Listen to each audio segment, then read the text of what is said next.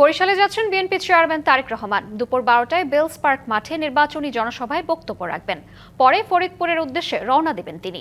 কিছুক্ষণের মধ্যে হেলিকপ্টারে ঢাকা থেকে বরিশালের পথে রওনা দেবেন বিএনপি চেয়ারম্যান। এদিকে তারেক রহমানের এই সফরকে ঘিরে বরিশাল জুড়ে ব্যাপক প্রস্তুতি নেওয়া হয়েছে। বিভাগের সব জেলা থেকে সমাবেশস্থলে লাখো মানুষ এরই মধ্যে ভিড় করেছেন নেতাকর্মীরা। সমাবেশকে কেন্দ্র করে যথাযথ নিরাপত্তা ব্যবস্থা নেওয়া হয়েছে। সমাবেশে আসা নেতাকর্মীরা জানাচ্ছেন, দলের চেয়ারম্যানের উপস্থিতি তাদের আরও উজ্জীবিত করবে। এদিকে বরিশালের জনসভার পর ফরিদপুরের রাজেন্দ্র কলেজ মাঠে নির্বাচনী জনসভায় বক্তব্য রাখবেন তারেক রহমান। এরপর ঢাকায় ফিরবেন বিএনপি চেয়ারম্যান। ভোলাবাসী অনেক উৎসাহ উদ্দীপনা নিয়ে বরিশালে আসছে এবং সর্বোচ্চ আয়োজন নিয়ে আমরা খুবই আনন্দিত। ইনশাল্লাহ আমরা চাই আগামী 12ই ফেব্রুয়ারি এখানে যাতে সুষ্ঠু ভোটের নির্বাচন হয়।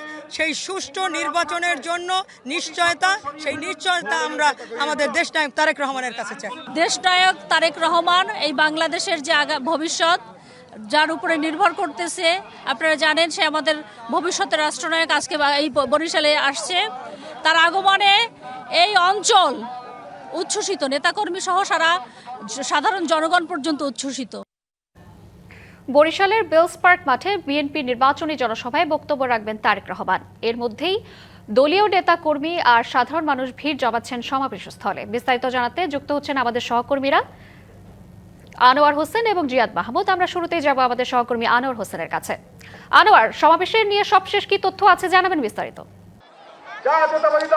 শ্রাবন্তী, বিএনপি নির্বাচনী জনসমাবেশ যদি বলি তাহলে বরিশালে এই বেলস পার্ক মাঠে এর মধ্যে যে আনুষ্ঠানিক যে শুরু সমাবেশের, সেটি কোরআন তেলাওয়াতের মধ্য দিয়ে আমরা দেখেছি। অল্প কিছুক্ষণ আগেই সেই সমাবেশটা শুরু হয়েছে। এখন স্থানীয় যে নেতৃবৃন্দ আছে তারা বক্তব্য রাখছেন। একটু চিত্রটি দেখাতে চাই যে এই যে বেলস পার্ক মাঠ বরিশালের দক্ষিণের জনপদ, এই মাঠেই এরই মধ্যে আমরা দেখতে পাচ্ছি যে একটি সমাগম ঘটেছে বিভিন্ন, অর্থাৎ এই যে বরিশাল সহ আশপাশের যে কয়েকটি জেলা আছে, এই জেলা থেকে কিন্তু যে জনসমাগম, এর মধ্যে কিন্তু জনগণের যে একটা স্রোত সেটি কিন্তু আমরা লক্ষ্য করছি। অর্থাৎ এই যে মাঠে কিন্তু প্রবেশ করছে এবং মাঠের যে আশপাশের যে রাস্তাগুলো আছে এর মধ্যে কিন্তু মিছিলের মধ্য দিয়ে আমরা দেখছি যে এখানে বিভিন্ন স্তরের নেতাকর্মীরা আসতে শুরু করেছেন। আর যেটি তথ্য সেটি হচ্ছে যে বিএনপি চেয়ারম্যান তারেক রহমান ঢাকা থেকে বেলা 11টার পরপরই আমাদের কাছে যে তথ্যটি আছে যে রওনা করবেন হেলিকপ্টারে বরিশালের উদ্দেশ্যে।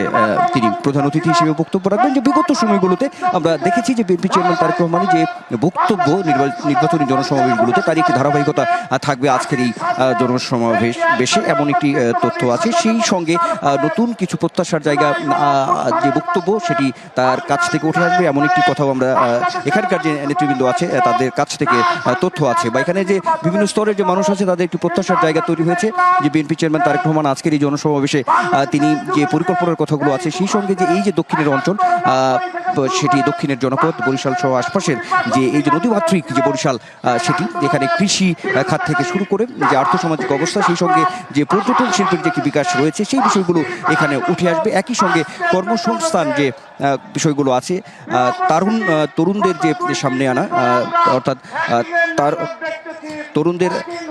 তরুণদের সামনে নিয়ে আসা বেকার যে সমস্যা আছে, সেই সমস্যাগুলো এখানে কথাগুলো উঠে আসবে। তো সব মিলিয়ে যদি বলি তাহলে বলতে হবে যে এখন একটা প্রতীক্ষার পালা, অপেক্ষা করছেন বিপুল সমাগম। এখন এক নজর বিএনপি চেয়ারম্যান তারেক রহমানকে দেখা, সেই সঙ্গে তার কাছ থেকে আসলে বক্তব্য শোনা, এমন একটি প্রত্যাশার জায়গা, আশা আকাঙ্ক্ষার জায়গা তৈরি এবং প্রতীক্ষায় আছে। যেটি বলছিলাম সেটি হচ্ছে যে মাঠ কিন্তু এরই মধ্যে অনেকটাই পরিপূর্ণ হওয়ার পথে এবং যে জনস্রোত রয়েছে এই সমাবেশে আসার, সেই চিত্রটিও একটু জানাতে চাই। আমাদের সহকর্মী জিয়াদ মাহমুদ অন্য প্রান্তে আছেন, এই বেলস পার্ক মাঠের অন্য প্রান্তে। আমরা যাব জিয়াদের কাছে, আমরা জানবো যে মানুষের যে স্রোত সেটি আসলে কোন পর্যায়ে আছে। জিয়াদ, আপনাকে ধন্যবাদ। আমাদের সঙ্গে আরো একজন সহকর্মী যুক্ত রয়েছেন, জিয়াদ মাহমুদ। জিয়াদ, জনসভায় নেতাকর্মীদের উচ্ছ্বাস কেমন দেখছেন জানাবেন।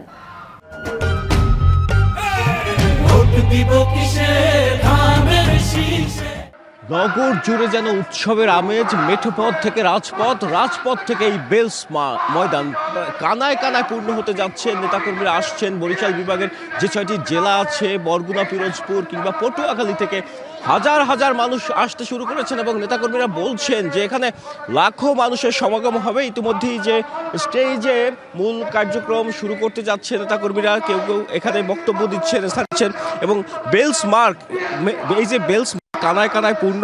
এখানে যে নেতাকর্মীরা এসেছেন বিভিন্ন এলাকাতে, তারা বলছেন যে তারা তাদের দলের প্রধানকে এক নজর দেখার জন্য তারা ছুটে এসেছেন। হিসাবে এটি তার প্রথম বরিশাল সফর। এই সফরকে ঘিরে নানা প্রত্যাশাও রয়েছে নেতাকর্মীদের মনে। তারা জানাবেন, নেতার ভাষণ শুনবেন এবং সেই দিক নির্দেশনা নিয়ে তারা কিন্তু আগামী দিনের রাজনীতি, সেই রাজনীতি কিন্তু পরিচালনা করবেন। আমাদের সাথে একজন আছেন। আপনি কোথা থেকে এসেছেন এবং কেমন উৎসাহ উদ্দীপনা আপনাদের মাঝে?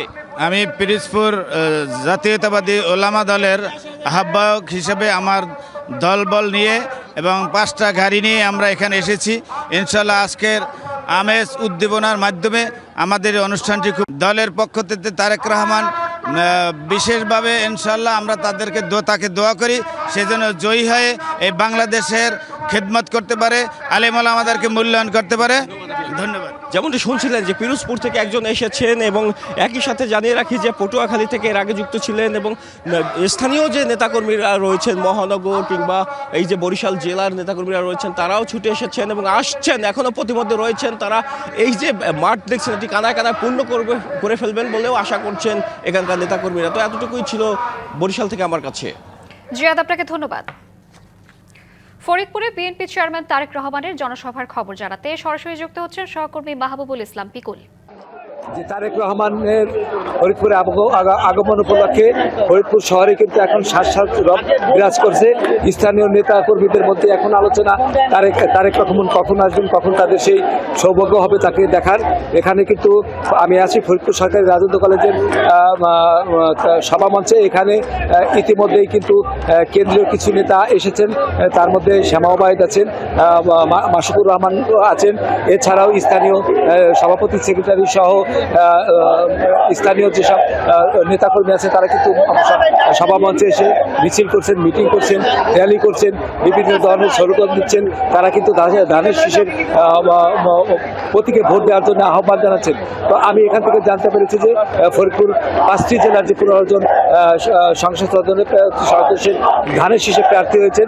তারেক রহমান এই সভামঞ্চ থেকে তাদেরকে পরিচয় করে দেবেন। এছাড়া এখানকার নেতৃস্থানীয় যেসব নেতাকর্মী আছেন তারা আমাকে জানিয়েছেন যে তারেক রহমান এবারই প্রথম ফরিদপুরে আছেন। তাকে উদ্দেশ্য করে তারা ফরিদপুরের 17 বছর যে অনিয়ম ছিল, 17 বছর অনুরোধ করছি স্টেজ এবং রেড জোন ছেড়ে দেওয়ার জন্য, প্লিজ সবাইকে অনুরোধ করছি স্টেজ এবং রেড জোন ছেড়ে দেওয়ার জন্য এবং আমাদের নেতাকর্মীদের কাইন্ডলি অনুরোধ করেন স্টেজের পেছনের জায়গা ছেড়ে দেওয়ার জন্য। আমাদেরকে যদি সাহায্য না করেন এই সভা সময় মতো শুরু করতে পারবো না। সবাইকে অনুরোধ করছি রেড জোন এবং স্টেজের পেছন ছেড়ে দেওয়ার জন্য প্লিজ। সভা মঞ্চের থেকে পিকুল, আপনাকে ধন্যবাদ।